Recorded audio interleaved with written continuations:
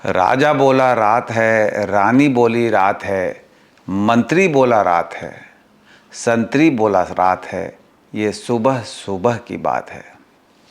नमस्कार, मैं Sanjay Sinha.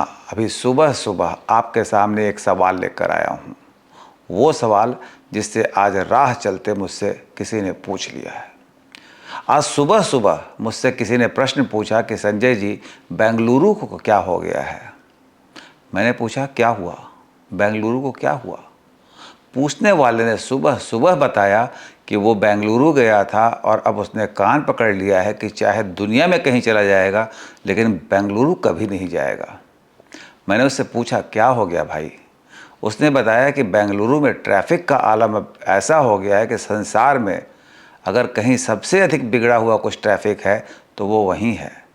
White field से एयरपोर्ट तक आने में उसे इतने घंटे लग गए कि वो बता रहा था कि आदमी दिल्ली से लंदन पहुंच जाए पर बेंगलुरु की बिगड़ी स्थिति में एयरपोर्ट पहुंचना मुश्किल था। वो बहुत गुस्से में था। मुझसे प्रश्न पूछने वाला गुस्से में था कि बेंगलुरु को आखिर हुआ क्या। मुझे याद आ रहा था कि 30 साल पहले मैं पहली बार दिल्ली से बेंगलुरु गया था घूमने के लिए।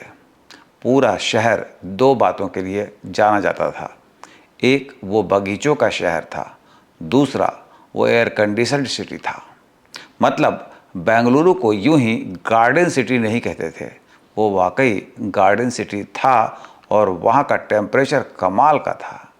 ना कभी गर्मी ना कभी सर्दी, शाम को हल्की हल्की बारिश।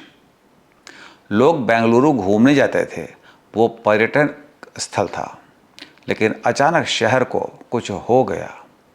कुछ ऐसा हो गया कि पूरा शहर गाड़ियों के चिल्लपों में फंस गया। शहर में गर्मी पड़ने लगी, नालियां इस कदर बजाने लगी कि पिछले दिनों वहाँ 2 दिन लगातार बारिश हुई तो पूरा शहर डूब गया था। जानते हैं ऐसा क्यों हुआ था? कौन है बेंगलुरु का गुनाहगार? बात संजय सिन्हा सिर्फ एक बेंगलुरु के भले कर रहे हैं, लेकिन जो बेंगलुरु के गुनाहगार हैं ना, वही पुणे और हैदराबाद और दूसरे आईटी शहर जो आजकल कहे जाते हैं, वहाँ के गुनाहगार भी हैं।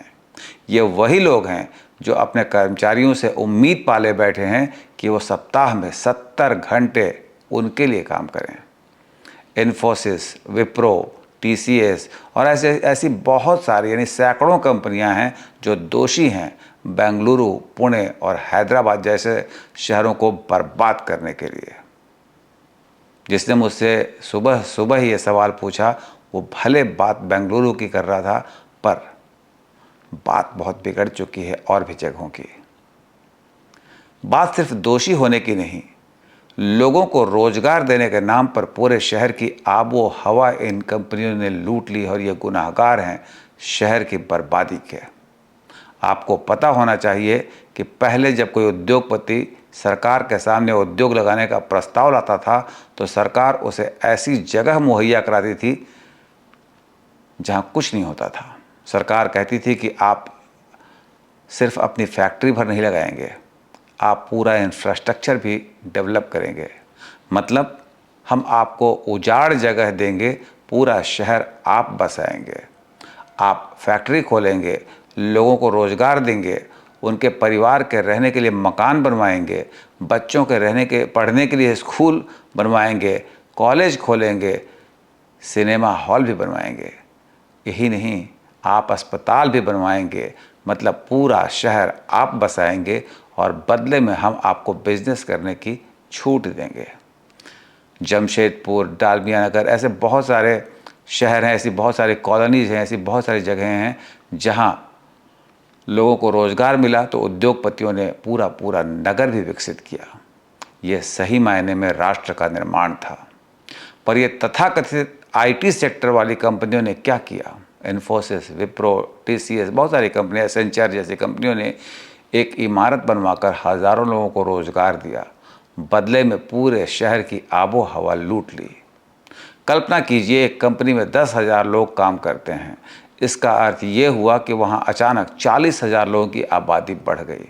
और ये एक कंपनी नहीं है, ऐसे कई 100 कंपनियां हैं जिन्होंने अपना फ़ायदा कमाया है तो शहर को बेपनाह नुकसान पहुंचाया है। बेंगलुरु जैसे शहर में दम नहीं था एक साथ इतनी आबादी का लोड बोझ उठा पाने का। इन कंपनियों ने रोजगार दिया, पर धीरे धीरे हुआ क्या, या सच कहें तो उस शहर से लिया क्या। 10,000 लोग, मतलब औसतन एक घर में 4 भी हुए तो 40,000 लोग। अब इतने लोगों के लिए न पीने के पानी की व्यवस्था उनकी जिम्मेदारी थी और न हलकान होने की व्यवस्था। जाहिर है कभी फूलों के शहर के नाम से मशहूर बेंगलुरु शहर देखते देखते कमाने वाले इंग्लिश लुटेरों का शहर बन गया। मैंने दोस्त को तो धीरे से चीनी का सच बता दिया था। चीनी मतलब शुगर। आप कब समझेंगे, आप कब समझेंगे कि उनके इरादे आपके हित में नहीं, क्योंकि 70 घंटे वो काम करने की जो बात कह रहे हैं, उसके लिए वो किसका फ़ायदा पहुंचाना चाहते हैं, वो किसका हित देखना चाहते हैं। सच पूछिए तो एक चुटकुला मुझे अभी सुबह सुबह ही याद आ रहा है, और चुटकुला मैं आपके साथ शेयर करना चाहता हूँ, को सुनाना चाहता हूँ।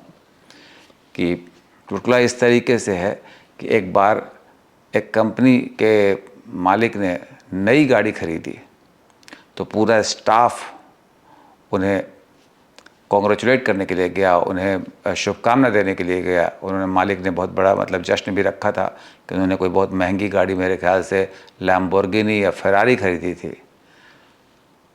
तो जब एक कर्मचारी उनके पास गया और उसने कहा कि सर बहुत बधाई हो, तो कंपनी के मालिक ने कहा कि तुम दिल लगाकर मेहनत करते रहना, मैं इसी तरह गाड़ियाँ खरीदता रहूँगा। बस इस एक चुटकुले में जो निचोड़ है उसका अर्थ आप समझ गए होंगे कि 70 घंटे किसके लिए कहे जा रहे हैं, किसके हित में कहे जा रहे हैं, किसको मुनाफा होने वाला है, किसको फ़ायदा होने वाला है।